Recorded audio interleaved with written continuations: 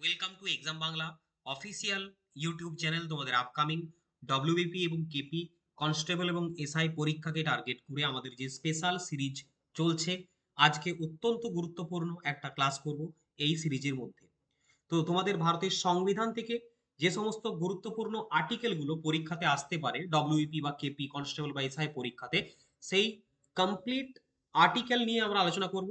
শুধুমাত্র ইম্পর্টেন্ট গুলো MCQ with explanation আকারে দেখব। তো চলো আজকের ক্লাস আমরা শুরু করি। তোমরা প্রত্যেকেই ক্লাসটা প্রথম থেকে শেষ অবধি ওয়াচ করবে।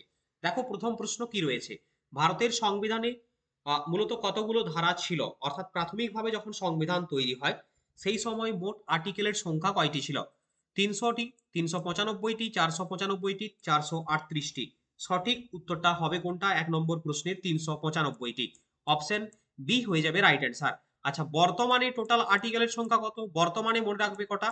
448টা রয়েছে। বর্তমানে 448টা আর্টিকেল রয়েছে। নেক্সট, পরবর্তী প্রশ্ন। ভারতের ভূখণ্ড জুড়ে স্বাধীনভাবে চলাফেরার অধিকার ভারতীয় সংবিধানের কোন ধারায় বা কোন ধারার অধীনে আসে? তো ভারতের ভূখণ্ড জুড়ে স্বাধীনভাবে চলাফেরার অধিকার, এটি উল্লেখ রয়েছে কত নম্বর আর্টিকেলে? আর্টিকেল 11, আর্টিকেল 13, আর্টিকেল 22 নাকি আর্টিকেল 19? সঠিক উত্তরটা 2 নম্বরে হয়ে যাবে অপশন ডি, 19। 19 নম্বর ধারায় কিন্তু ভারতবর্ষের যে কোনো জায়গায় তুমি স্বাধীনভাবে ভারতের নাগরিক হলে বসবাস করতে পারবে এবং স্বাধীনভাবে চলাফেরা করতে পারবে। এই পাশাপাশি আরেকটা গুরুত্বপূর্ণ বিষয় বলে দিই এখানে, যে মিডিয়া বা সাংবাদিকদের যে পাওয়ার, যা বা তাদের যে অধিকার বা রাইট, সেটা কিন্তু এই 19 নম্বর ধারারই অন্তর্গত। নেক্সট, পরবর্তী কোশ্চেন, কোশ্চেন নাম্বার 3। ভারতীয় সংবিধানের কোন অনুচ্ছেদে গোপনীয়তার অধিকার অন্তর্ভুক্ত রয়েছে? Article 20, article 21, article 22, article 14। 3 নম্বরের সঠিক উত্তরটি হয়ে যাবে article 21। Option B is the correct answer. আচ্ছা, এখানে দেখো 14 নম্বর ধারায় রয়েছে রাইট টু লাইফ, এখানে বলা হয়েছে। ওকে। আচ্ছা, নেক্সট পরবর্তী কোশ্চেন, কোশ্চেন নাম্বার 4। ডিপিএসপি বা directive principle of state policy কত নম্বর আর্টিকেলে উল্লেখ রয়েছে? Article 48, article 49, article 50, article 51। দেখো, যতগুলো প্রশ্ন তোমাদের পরীক্ষাতে আসতে পারে বা আসার চান্স রয়েছে ভারতের সংবিধানের গুরুত্বপূর্ণ ধারা থেকে, এই ক্লাসটা যদি প্রথম থেকে শেষ অবধি দেখে নাও তাহলে কোনো প্রশ্নই আশা করছি আটকাবে না। এইখান থেকে তোমাদের আসার হলে কমন চলে আসবে। আচ্ছা, 4 নম্বরের প্রশ্ন, আর্টিকেল 51 এর মধ্যে উল্লেখ রয়েছে কি? ডিপিএসপির কথা। নেক্সট, পরবর্তী প্রশ্ন। ভারতীয় সংবিধানের কোন ধারাটি রাষ্ট্রপতিকে কোনো ব্যক্তিকে ক্ষমা করার ক্ষমতা দেয়, অর্থাৎ পার্ডনিং পাওয়ার রাষ্ট্রপতির? এই রাষ্ট্রপতি থেকে বেশ কয়েকটা আর্টিকেল দিয়ে প্রশ্ন আসে, তো প্রত্যেকটাই এখানে কিন্তু আমাদের রয়েছে। সমস্তগুলো আস্তে আস্তে আমরা দেখব। 5 নম্বরের সঠিক উত্তরটি হয়ে যাবে 72 নম্বর ধারায় উল্লেখ রয়েছে যে রাষ্ট্রপতি কোনো ব্যক্তিকে ক্ষমা করতে পারেন। এবং মনে রাখবে, একমাত্র মৃত্যুদণ্ড বাদে সমক্ষমতা কিন্তু রাজ্যপালেরও রয়েছে, সেটা 161 নম্বর ধারা অনুযায়ী। দেখো, ভারতের রাজ্যপালের ক্ষমা করার ক্ষমতা 161 নম্বর অনুচ্ছেদে অন্তর্ভুক্ত। নেক্সট প্রশ্নে যাওয়ার আগে ছোট্ট একটা আপডেট তোমাদের দিয়ে দিই। বেঙ্গল পুলিশ পরীক্ষাকে টার্গেট করে এক্সাম বাংলা পাবলিকেশন নিয়ে এসেছে 3টে দুর্দান্ত বই। একটি হচ্ছে আমাদের ডব্লিউপি কনস্টেবল এবং এসআই পরীক্ষার জন্য 2-in-1 সাজেশন বই, যে বইটাতে প্রত্যেকটি বিষয় ভিত্তিক গুরুত্বপূর্ণ ওয়ান লাইনার ইনফরমেশন এবং এমসিকিউ রয়েছে, সঙ্গে practice set, up to date current affairs, এবং তোমরা বিগত বছরের প্রশ্ন এখানে পেয়ে যাবে।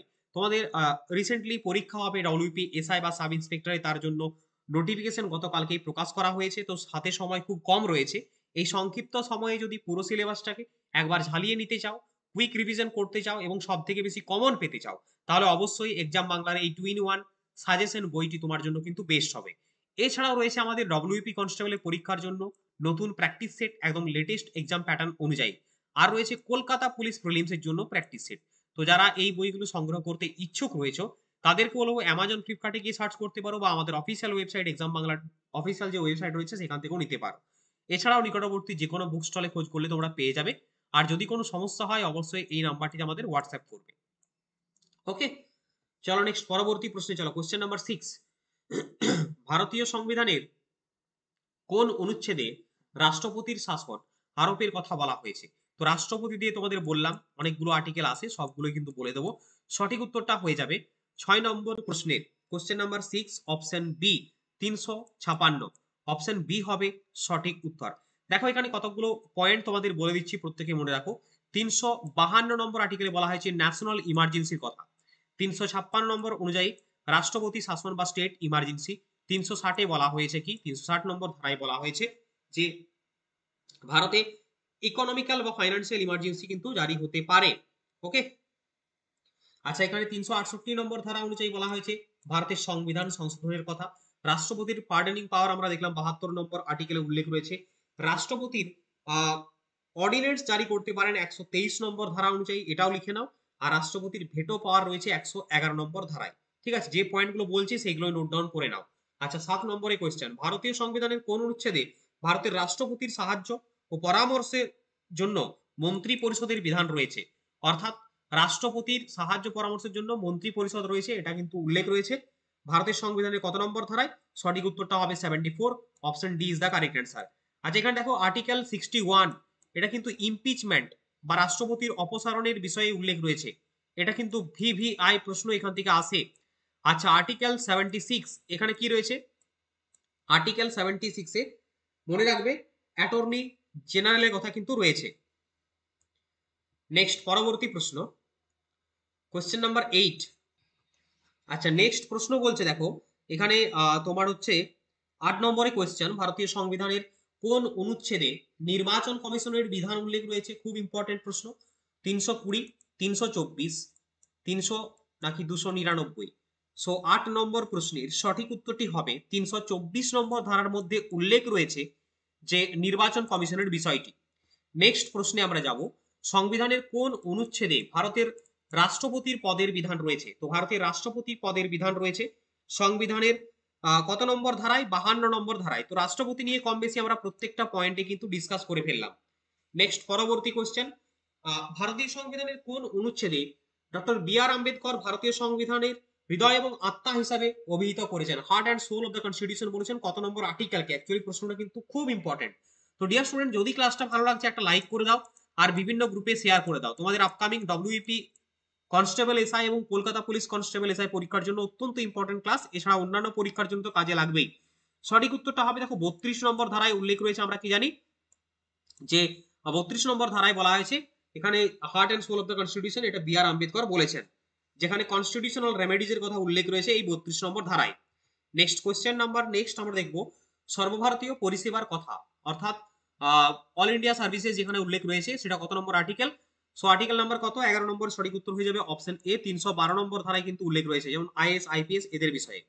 নেক্সট প্রশ্ন, ভারতের সংবিধানের 32 নম্বর অনুচ্ছেদে উল্লেখ করা হয়েছে কোন বিষয়টি? তো একটু আগে আমরা দেখলাম 32 নম্বর কনস্টিটিউশনাল রেমেডিজ মানে এখানে রিটস বা লেখ জারি করার বিষয়ে উল্লেখ হবে, সঠিক উত্তরটা হবে অপশন বি। আচ্ছা সম কাজের জন্য সম বেতন অর্থাৎ equal pay for equal work, এটা কিন্তু 39 ডি সাব ক্লজ ডি তে রয়েছে উল্লেখ, এটা কিন্তু পরীক্ষাতে প্রশ্ন আসতে পারে, তাই আমি আলাদা করে এখানে মেনশন করে দিয়েছি। নেক্সট প্রশ্ন, ভারতীয় সংবিধানের যে অনুচ্ছেদটি বা ধারাটি অর্থ কমিশনের সাথে সম্পর্কিত, খুব ইম্পর্টেন্ট কিন্তু, অর্থ কমিশন বা ফাইন্যান্স কমিশনের বিষয়ে উল্লেখ রয়েছে কত নম্বর ধারায়? আর্টিকেল 280, আর্টিকেল 260, আর্টিকেল 315, এখানে দুটো রিপিট হয়েছে। তো 13 নম্বরের সঠিক উত্তরটি হয়ে যাবে তোমাদের ডেফিনেটলি অপশন এ 280 নম্বর, এটা তোমরা 380 করে দাও তাহলে ঝামেলা চুকে যাবে, সঠিক উত্তর হবে অপশন এ 280। আচ্ছা এখানে আর একটা গুরুত্বপূর্ণ এখান থেকে প্রশ্ন আসে, ভারতের সংবিধানে কত নম্বর ধারায় মানি বিলের ডেফিনেশন রয়েছে? তো মানি বিল বা অর্থ বিল এই বিষয়টা উল্লেখ রয়েছে ধারা 110-এ। এই দুটো পয়েন্টে কিন্তু ইম্পর্টেন্ট। নেক্সট কোশ্চেন, সংবিধানের যে অনুচ্ছেদটি কেন্দ্র এবং রাজ্য সরকারের জিএসটি আরোপ ও আদায়ের অধিকার প্রদান করে? তো জিএসটি কত নম্বর আর্টিকেলের মধ্যে উল্লেখ রয়েছে? 2017 থেকে চালু হয় জিএসটি ভারতে, প্রথম জিএসটি চালু ছিল ফ্রান্সে। তো জিএসটি 4টে স্ল্যাব প্রাথমিকভাবে থাকলো, বর্তমানে নতুন করে জিএসটি আবার কিন্তু রিমডিফাই করা হচ্ছে, তো এটা কিন্তু দুটো স্ল্যাবের কথা বলা হচ্ছে। সো 14 নম্বরের সঠিক উত্তরটি হয়ে যাবে অপশন কোনটা? 246 A, option B is the correct answer. আচ্ছা নেক্সট প্রশ্ন, 15 নম্বর ধারা ভারতীয় সংবিধানে 368 কি বিষয় নিয়ে আলোচনা করে? তো 368 আমরা দেখলাম প্রথম দিকে আলোচনা করার সময় বলেছি, যারা শুনেছো তারা করতে পারবে। সঠিক উত্তরটি হয়ে যাবে সংশোধন পদ্ধতি বা অ্যামেন্ডমেন্ট প্রসিডিওর। ওকে, রাইট অ্যান্সারটি হয়ে যাবে অপশন ডি। আচ্ছা এখানে আরো কতগুলো পয়েন্ট দিয়েছি দেখো, 51 নম্বর এ আর্টিকেলে কি রয়েছে উল্লেখ? ভারতীয় সংবিধানের 51 এ অনুচ্ছেদে মৌলিক কর্তব্যের বিষয়ে উল্লেখ রয়েছে, ঠিক আছে। আচ্ছা মৌলিক অধিকার ফান্ডামেন্টাল রাইট 12 থেকে 35 নম্বর ধারায় উল্লেখ রয়েছে। আচ্ছা আর্টিকেল 29 এবং 30টা আমি স্পেশাল করে দিয়েছি, কালচারাল এবং এডুকেশনাল রাইট। আর 1 নম্বর ধারায় আর্টিকেল 1 বা আর্টিকেল 1-এ কি উল্লেখ রয়েছে, এটাও কিন্তু পরীক্ষার জন্য খুব ইম্পর্টেন্ট। কোন রাজ্যের নাম পরিবর্তন, ঠিক আছে, কোন রাজ্যের নাম সীমানা পরিবর্তন ইত্যাদি বিষয়সমূহে উল্লেখ আছে, এবং ভারত দ্যাট ইজ ইন্ডিয়া এটা কিন্তু 1 নম্বর আর্টিকেলে উল্লেখ রয়েছে। ওকে, তো ডিয়ার স্টুডেন্ট, আজকের ক্লাসে এই ছিল বাছাই করা এমসিকিউ তোমাদের গুরুত্বপূর্ণ সংবিধানের বিভিন্ন ধারা নিয়ে, যেগুলো আমাদের এই পরীক্ষার জন্য ইম্পর্টেন্ট। আদারওয়াইজ অনেক আর্টিকেল রয়েছে, অনেক গুরুত্বপূর্ণ পয়েন্ট হতে পারে, অনেক গুরুত্বপূর্ণ প্রশ্ন হতে পারে, বাট যেটা মনে হয়েছে এই পরীক্ষার জন্য তোমাদের এখান থেকে প্রশ্ন কিন্তু চলে আসার চান্স রয়েছে। এছাড়াও আমাদের সোম থেকে শনি সন্ধ্যে 7টায় সম্পূর্ণ ফ্রিতে রিভিশন সিরিজের ক্লাস চলছে জিকেজিএস এর উপরে। ইতিমধ্যে আমরা 39টি ক্লাস সম্পন্ন করেছি। যারা চাওনি, তোমরা যারা এখন দেখোনি, তাদেরকে বলবো প্লেলিস্টে চেক আউট করে দেখতে পারো। আচ্ছা, আমাদের যারা বই নিতে আগ্রহী রয়েছে তারা অবশ্যই সংগ্রহ করতে পারো। অফলাইন অনলাইন দুটোই অপশনস রয়েছে, ক্যাশ অন ডেলিভারিও কিন্তু রয়েছে। সো ডিয়ার স্টুডেন্ট, আজকের ক্লাসে এতটাই। তোমাদের সাথে দেখা হবে নেক্সট ক্লাসে। সকলে ভালো থাকবে, সুস্থ থাকবে। বন্দে মাতরম, জয় হিন্দ।